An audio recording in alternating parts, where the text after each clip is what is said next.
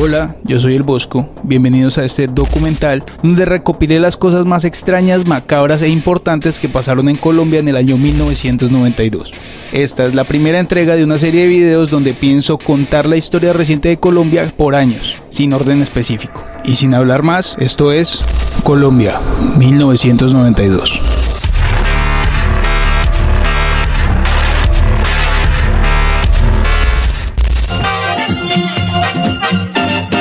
Hola amigos, bienvenidos a la hora con más música. Después de haber durado 3 años en coma por complicaciones con la diabetes, el 27 de octubre deja este mundo Jimmy Salcedo, quien era un talentoso músico y presentador colombiano famoso por su programa El Show de Jimmy, que combinaba música en vivo, comedia y variedades y que tuvo mucha popularidad en los años 80. El día de su sepelio pasó algo muy inusual. Mientras sus familiares y colegas despedían al artista, justo antes de enterrarlo, al lugar llegaron policías con una orden para llevarse a Jimmy porque le tenían que practicar una prueba de paternidad. Todo esto porque una mujer clamaba que Jimmy era el padre de su hijo. Es el momento de que su hijo sea reconocido, de que salga a la luz pública que tiene un hijo y no nos interesa el dinero. Y así fue como se lo llevaron, hicieron la prueba y comprobaron que efectivamente el niño era de Jimmy. Luego devolvieron el cuerpo y finalmente le dieron sepultura en una ceremonia llena de música con la banda que lo acompañó por muchos años en su programa. Pacheco con mi amorcito. Bolitas de maíz con sabor a queso de chasta. El apagón. Este año Colombia quedó a oscuras. La escasez de agua en los embalses hidroeléctricos más los efectos del fenómeno del Niño hicieron que para mitigar el impacto, el gobierno del entonces presidente César Gaviria implementara medidas de ahorro energético, una de ellas conocida como la Hora Gaviria, que adelantaba el reloj 1 hora para aprovechar mejor la luz solar y reducir el consumo de electricidad. Esta oscuridad, además de forzar a la gente a hablar con sus familiares, también desplazó las telenovelas a las 10 de la noche e hizo que la radio se convirtiera en un medio esencial para informar y entretener a la población. Esto dio paso a la creación de La Luciérnaga, el nuevo programa de Caracol que enfrenta el racionamiento de energía con un... que se transmitía en las tardes y combinaba humor, sátira, política, noticias y música. En la televisión se volvió costumbre en los noticieros informar el nivel de los embalses. Los cortes de energía duraban 9 horas en Bogotá, 10 horas en la costa y 18 en San Andrés. La poca luz hizo que también las ratas se descararan y se mostraran más ineptas que de costumbre, cuando el gobierno compró unos generadores de energía para ayudar a la crisis, que no sirvieron para nada y sí le costaron al país $9 millones. Este apagón duraría 11 meses. Cuando la situación se pone tirante, usa Conceal rosado o Conceal amarillo. La fuga. A casi un año de su encierro en la prisión La Catedral, que realmente era un lujoso refugio que él mismo construyó, Pablo Escobar ordenó acabar con Fernando el Negro Galeano Berrío y Gerardo Kiko Moncada Cuartas, aparentemente porque estos le ocultaban $20 millones. La posterior purga entre los más cercanos a ambos capos y sus familiares dejó unas 50 víctimas, y este hecho para algunos marcaría el principio de su fin. El gobierno y la fiscalía, tratando de recuperar su imagen para mostrar que todavía tenían algún destello de autoridad sobre este personaje, ordenaron su traslado a un nuevo penal, esta vez uno real. Esto llegó a oídos del hombre y el 22 de julio, él, su hermano y 8 de sus lugartenientes se escaparon sin mayores obstáculos de la catedral, ayudados por funcionarios sobornados, la neblina e inclusive los cortes de energía de la época. Villatina. Debido a la fuga de este personaje, el gobierno reactivó el bloque de búsqueda, una unidad de operaciones especiales integrada por miembros de la policía y el ejército para cazar a los prófugos, lo que causó que también se reactivaran los ataques contra los uniformados y como resultado se empezará a perseguir a los jóvenes del país al creer que trabajaban para los carteles. Esta hostilidad hizo que este año Medellín viviera una de sus noches más oscuras, cuando después de salir de misa, un grupo de jóvenes que se reunían en una tienda a una cuadra de la iglesia Nuestra Señora de Torcoroma vieron como 12 encapuchados, presuntamente miembros de la policía secreta del F2, se bajaban de 3 carros y sin mediar palabra decidieron acabar con la vida de 9 jóvenes, entre los 8 y 22 años. 6 años después, el gobierno aceptaría su responsabilidad, pero lo único que sucedió fue que destituyeron a 2 policías de la SIJIN, y hasta el día de hoy, los familiares de las víctimas claman justicia. Amigos, les habla Regina Betancourt de Lisca, candidata a la presidencia por el Movimiento Unitario Metapolítico, La Conciencia de Colombia. All right, give us a few minutes to get some things together, but we're not going anywhere. ¡No nos vamos! ¡Vamos a arreglar el concierto! Como parte de su gira Use Your Illusion, la banda Guns N' Roses, que en ese tiempo era la banda de rock más famosa del mundo, se iba a presentar en 2 fechas en el Estadio El Campín en la ciudad de Bogotá. Era la primera vez que el país recibía artistas de esta talla. ¿Qué podría salir mal? El día que venían para Bogotá, Hugo Chávez hizo un fallido intento de golpe de estado en Venezuela, haciendo que la banda se retrasara en el aeropuerto de Caracas. Nosotros acá en Caracas no logramos controlar el poder. Debido a las fuertes lluvias se dañó la carpa y algunos equipos, lo que terminó en que se cancelara una de las fechas. El caos que generó este evento era tan desproporcionado que el comandante de la policía que estaba rodeando la zona en un vehículo blindado tuvo un infarto al ver el descontrol que estaba fuera del estadio. Finalmente los Guns se presentaron en las peores condiciones técnicas posibles y a pesar de que se fueron antes de lo previsto, tocaron November Rain o Lluvia de Noviembre en noviembre bajo una lluvia torrencial y sin techo, en un momento que quedará para la historia de los conciertos en Colombia.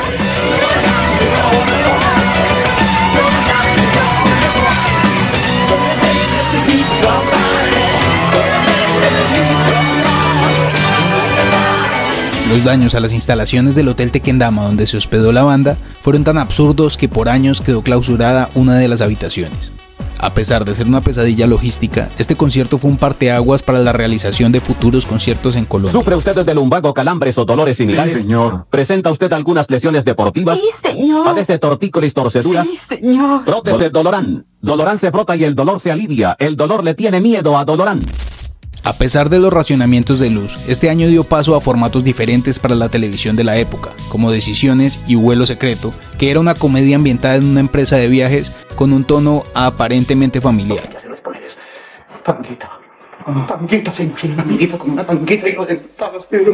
Uy, me la imagino, me la imagino. Ha llegado la hora de empezar a cantar.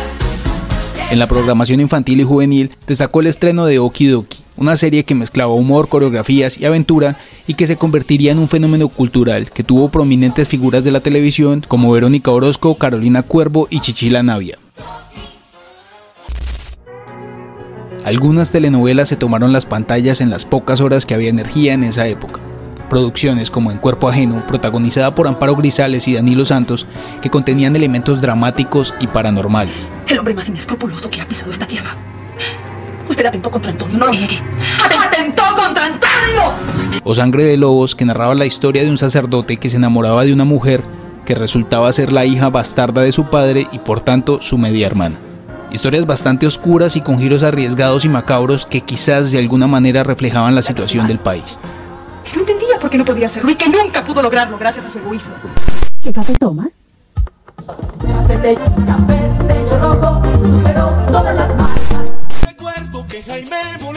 En 1992 las emisoras estuvieron llenas de sonidos tropicales y vallenatos.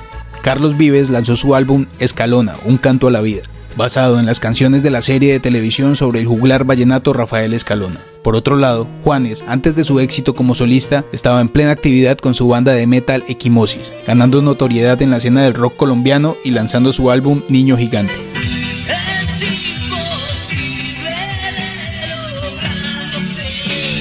En las radios también se escuchaba a Gloria Trevi con su canción Con los ojos cerrados y a Wilfrido Vargas con El baile del perrito.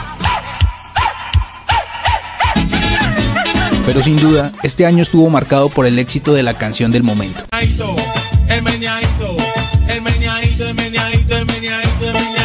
que sonaba más no poder en todas las emisoras del país. Debido al apagón, el cine colombiano no tuvo muchas películas destacadas, siendo Una mujer con suerte, protagonizada por Claudia de Colombia, una de las pocas con algo de relevancia. En las carteleras de las salas de cine, los colombianos vieron películas extranjeras como Drácula de Bram Stoker, El guardaespaldas y Bajos instintos. El 11 de junio a las 9:45 de la noche, en su casa en Barranquilla, un hombre acaba con la vida de Rafael Orozco, famoso cantante de vallenato y cofundador del grupo Binomio de Oro de América. Esta noticia conmocionó al país, que adoraba al ídolo vallenato. Desde el momento de su partida, muchas teorías salieron a la luz para lograr entender los motivos detrás del atentado.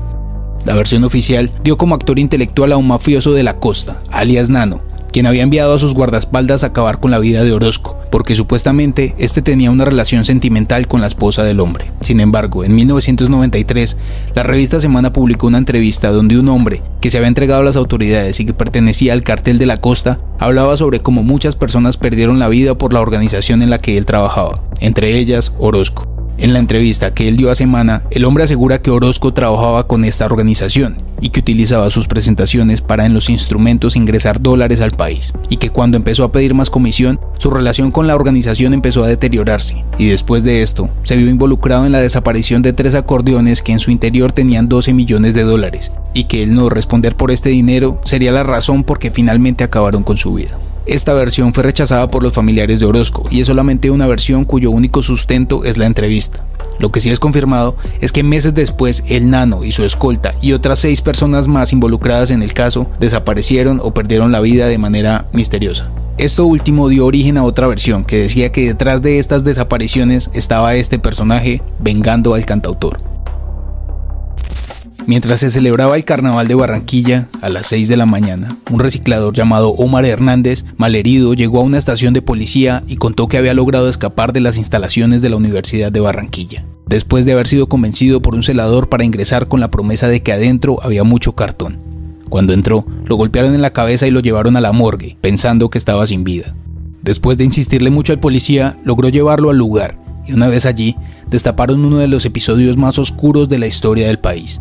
Las autoridades encontraron 10 cuerpos, todos de habitantes de calle, además de partes de al menos 40 personas más.